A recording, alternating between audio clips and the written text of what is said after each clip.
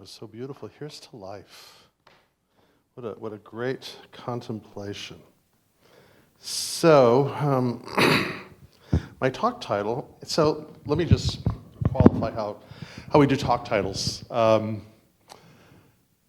So I know that CSL does an annual theme of which I think we're participating here. And so there's a talk title, which is a little different from the talk titles that we're using at my center. Our theme for the year at the Hilltop Center, which, by the way, we all send our greetings to you, is the Magical Mystery Tour, which is finding magic and mysticism in everyday life. And I'm not sure what the theme is for the whole year with CSL, but as Terry Cole Whitaker used to say, never let a talk title get in the way with what you want to say. And so the title is Wings and Roots. So when I first saw that, I thought, Wings and Roots, that kind of sounds like a restaurant. Right? But I'm a vegetarian, so it's not that. So then I started thinking, when I look outside the window of my home, we have this beautiful Modesto ash tree. It's a gorgeous tree. And what I know is that there's this fabulous book that I'm reading right now by a man by the name of James Brindle, and it's called Ways of Being. But what we're understanding from several different venues is that deep within the soil, that all the trees are communicated with each other. It's almost like this web of their roots. And so what I know is the ash tree in our yard is friends with the other ash trees, and that they support each other and they exchange information with each other, as they do with all the trees, with all the living organisms that are below the roots of things.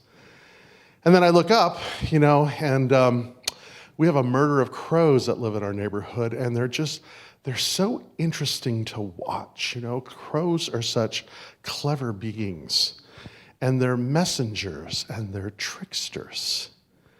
But something that I'm also noticing in this time, we are in the season of Scorpio. We are in the season of autumn.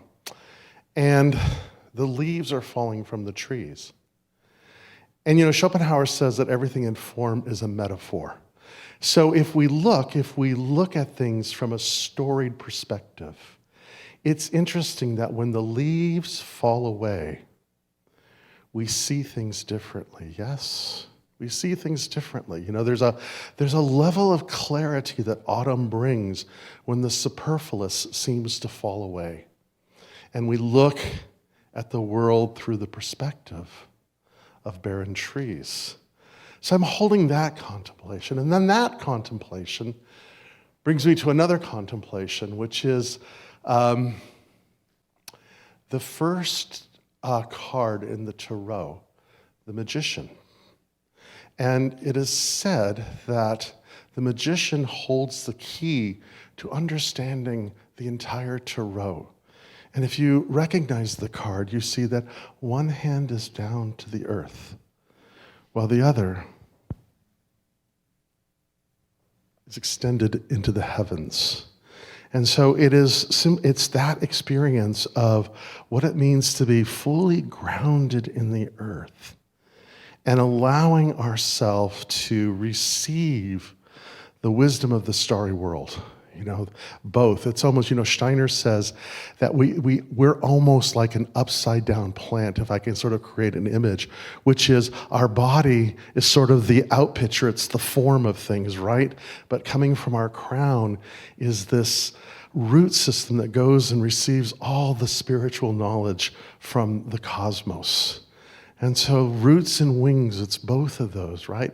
It's how we're in the world and how we receive and are supported from the spiritual plane as well. So that's kind of where I'm going to go a little bit, but I'm going to start with, if I may, a conversation that I had at dinner the other night with some friends. And we some of us hadn't seen each other in a while, as things go, because we're all sort of still reinventing and re-energizing what we had lost during the pandemic. And of course, when we get together with friends, what do we say? How are you? How are things been? And our response is usually great, good, everything's interesting and good. And I found when it came around, everybody was talking about this, that, their dog, their grandkid, or whatever the case may be, and how they're doing. And I surprised myself because what came out of my mouth was, I'm worried. I'm worried.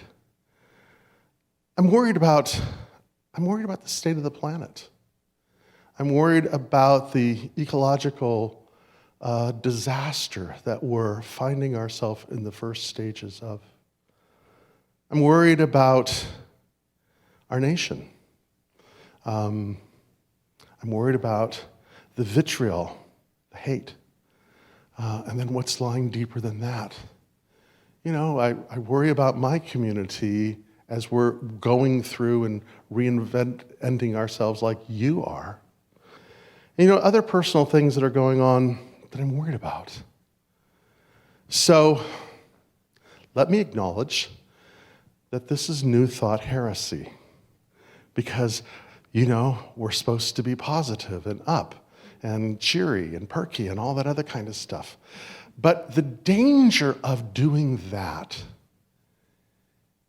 is not being honest with ourselves.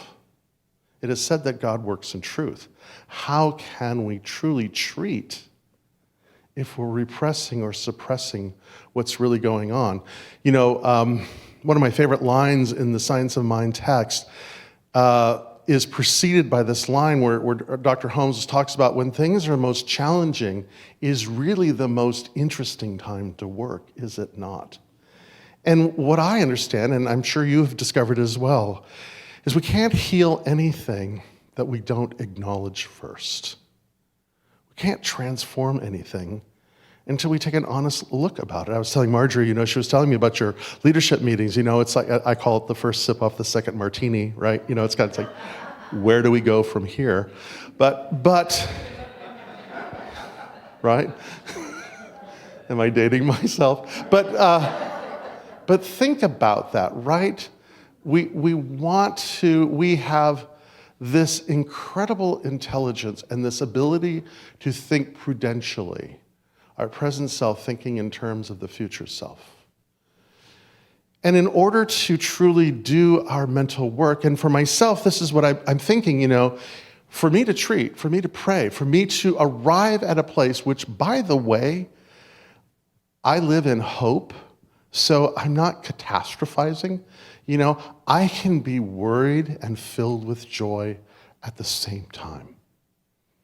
I can be optimistic and concerned at the same time. That's the beauty, I think, of what it means to be human. We're like the bateleur, we're like the magician, right? We can kind of hold in balance these things, and we don't have to resort to magical thinking.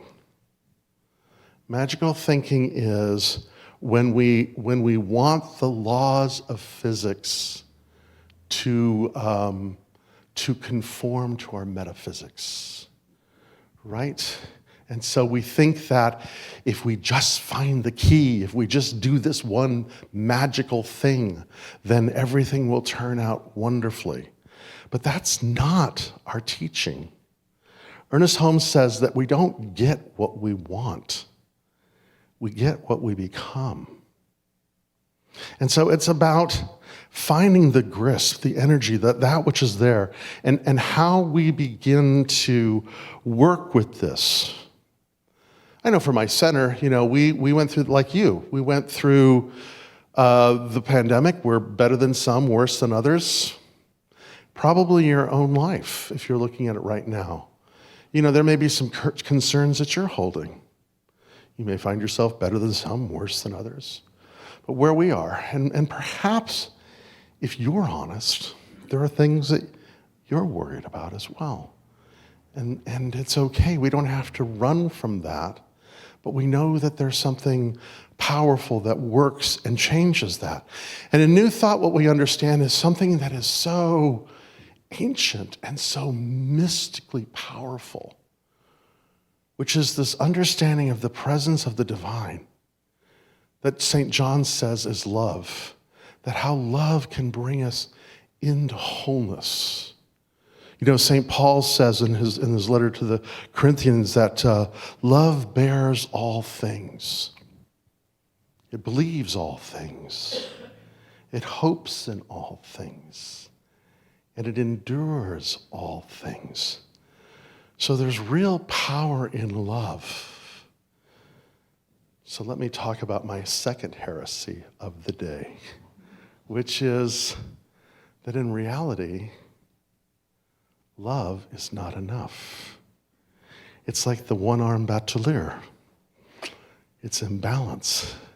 Something else is missing. James Hillman, in his book, Why After 100 Years of Psychotherapy Are We Still Getting Worse? Isn't that a great name of a book, right? Think about that one. But he says this, love alone is not enough. Without imagination, love stales into sentiment, duty, boredom. Relationships fail not because we have stopped loving, but because we have first stopped imagining. And that's the thing that concerns me, that worries me most. Because in all the situations that I gain, it's the collapse of the imagination. I heard something the other day from this guy. I was at this event called Theology Beer Camp that I go to every year. It's Theology Beer Camp is a bunch of people from the academy, theologians and philosophers and Tolkien freaks and a couple kegs of beer and a weekend of just nerding out. It's my tribe. But one of the presenters said something statistically that took me aback. He said, it is easier for people to believe in the end of the world than it is for them to believe in the end of capitalism. Sit with that for a minute. It's easier to believe in the end of the world than it is to believe in the end of capitalism. Now, I'm not going to go into an economic discourse because that's not why I'm here, and I don't want to go there or that, but I want you just to feel that because of what happens. Robert Sardillo in his book, Freeing the Soul from Fear, talks about that. When we're afraid, when we're anxious, when we experience trauma, and name somebody in the last 3 years who hasn't had 1, 2, or 3 of the above, the imagination flatlines. Without the imagination, we're like zombies. And it's difficult to love, if not impossible to love, because there are 2 components about love that must exist or it's not love. The first, in order for there to be love, there must be curiosity, right? There must be curiosity. Curiosity comes from the imagination. And in order for there to be love, there must be freedom. Because without freedom, there is no love. The Arthurian myths tell us this so plainly. And so, without the imagination, there's no freedom, and there's no curiosity. There's duty, there's repetition, there's familiarity, there's judgment, there's no curiosity. So really, the work of us as mental scientists is really the work of regenerating the imagination, bringing us to this place of amazement, wonder, awe. Abraham Heschel, who you've heard me say probably if you've talked to me for more than 10 minutes, know this, that he says that there are 2 ways of knowing as humans. Through reason, which is good. Reason got us this beautiful building and lights and this microphone that works and all that other good stuff. Reason and wonder. Wonder brings us to amazement, awe, reverence, surprise. What Heschel says is that we should be surprised every day We should be amazed every day. And if we are not finding ourselves amazed or surprised every day, we should pay attention to that. Because chances are our imagination is stultified. I am a Tolkien fan, as some of you guys know. If I had a sacred scripture, it is Lord of the Rings. In fact, I'm kind of thinking about I've read Lord of the Rings like 5 times, and I swear I'm not going to do it again, except I'm thinking, if there's enough people that are interested, I'll go on that trip again to take it. But in Tolkien's world that he created, those that are considered, on the side of evil are all slaves. Because when we lose the imagination, this is the uber myth, right? This is the myth of all the myths. Whether it's the story of Moses or the story of the Wizard of Oz or whatever the case may be, when we get seduced by something, we fall asleep. We fall into a place of amnesia, and we become slaves into the dark land. And so it's about waking up, re-engaging the imagination. That's the way that we are free. And again, in the New Testament, there's the wonderful line in St. John where he says, "Know the truth and it will set you free." Well, the Greek word that is used for truth is the word aletheia. Aletheia. Letheia as in lethargia, asleep, amnesia. So it means to not forget. So freedom or truth, according to St. John, is the act of remembering. Remember who you are and you will be free. Just like in the story of Moses, remembering who they were freed them. Just like Dorothy and the Wizard of Oz, just like Luke Skywalker. In practically every myth and story, it's about waking up to who we truly are and how we begin to do this and how we begin to perceive things from that level. Ludwig Wittgenstein says this. He says, to believe in God means to see the facts of the world. Let me try that again. To believe in God means to see the facts of the world are not the end of the matter. I love that. If our connection is into the divine, behold, I make all things new. It means that the facts that we see, catastrophe, polarization, whatever the case may be, is not the end of the matter. In fact, one of my mantras that I use often is, the end has not been written.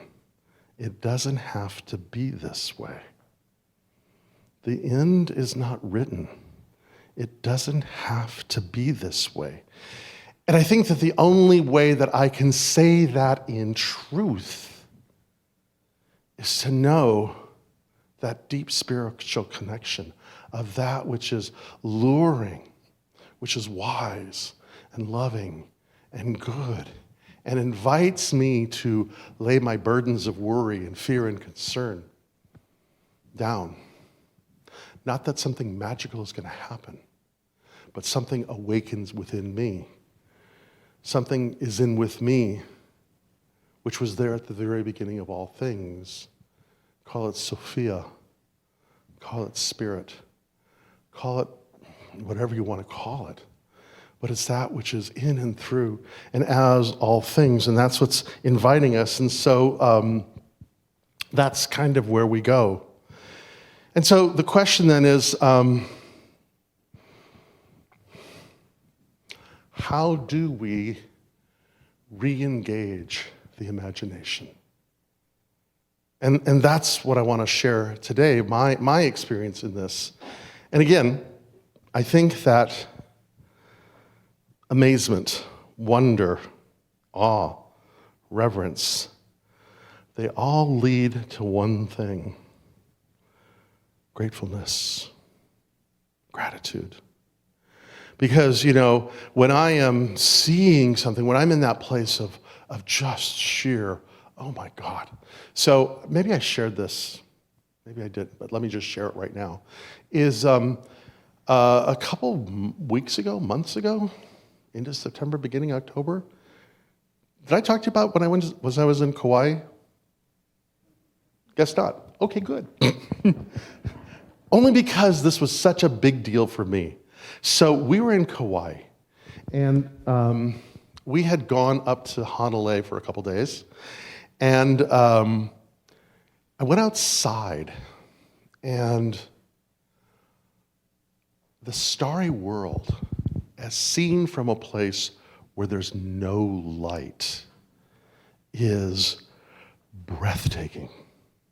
Breathtaking. You know, it stopped me. Now, I've been to the mountains, and I've been to Montana or Colorado or wherever I've been, you know, and I've seen them, but somehow or another, I was ripe for this experience. I saw those stars, and it blew me away. And then I was thinking, you know, this is what my ancestors saw. It's what your ancestors saw. And it doesn't matter what tradition or indigenous group or where your DNA or the 23andMe says you come from. All of us carry in us a memory of our ancestors who saw the starry world and were amazed and used it for understanding and guidance and direction and connection. And in that moment, I was, this is just remarkable. And how easy it was to slip into gratefulness in that moment. And you know, in gratefulness, wonderful things begin to happen. We begin to expand. You know, there's something about when we're not grateful, we're guarded, we're clinging, we're judgmental, you know, but when we're grateful, we're curious, we're expansive, we're open, we're teachable.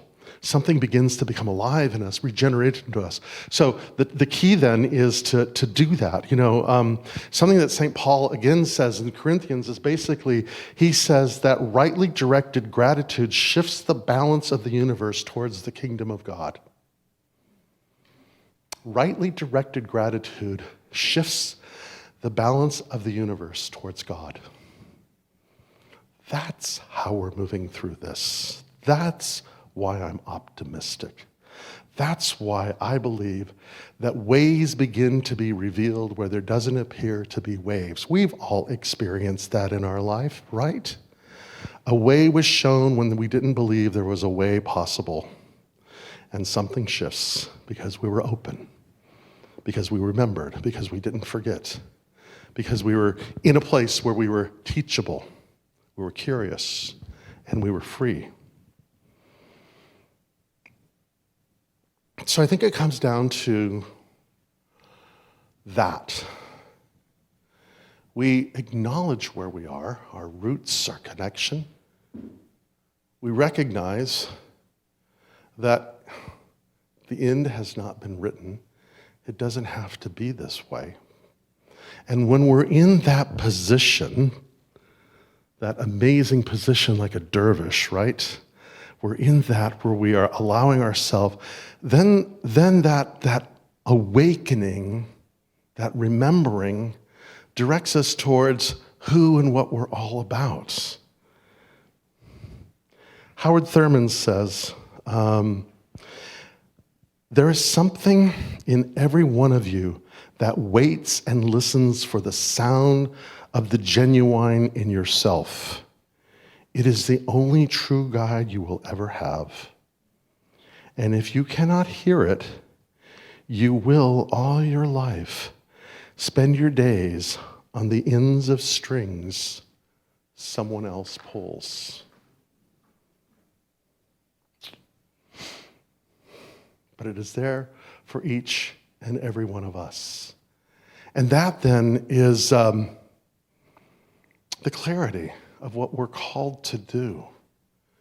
And by the way, the clarity of what we are called to do doesn't mean that we're entitled to see the results of what we're called to do. St. Teresa of Avila used to say to her sisters in her convent, the ones who was like, well, I don't know if my prayer is enough, and I don't know if it's going to do this, and I haven't seen a demonstration about this, that, the other. And she would say, you're not ready for this.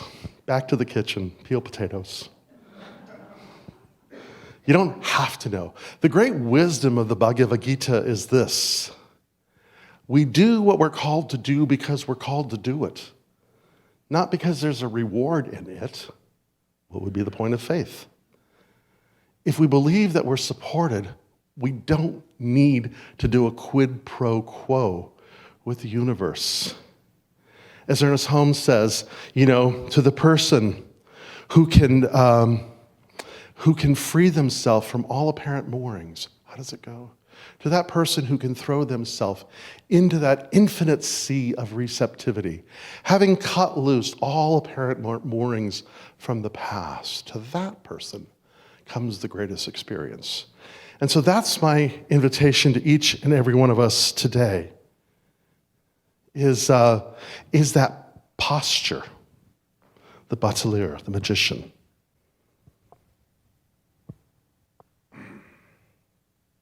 To realize that we are deeply rooted in this human experience, which is fabulous to life. What a joy. And let that bring us to gratitude, which extends us into the great starry world. And in that place, we find the essence of who we truly are, which frees us and invites us to co-create. When I think of roots and wings, when I think of those crows, when I think of that tree, when I think of myself, I think of Pierre Teilhard, who says, we are evolution become intentional. Or in the great Hebrew myths, we have been created to co-create a garden. Thank you very much for your kind attention.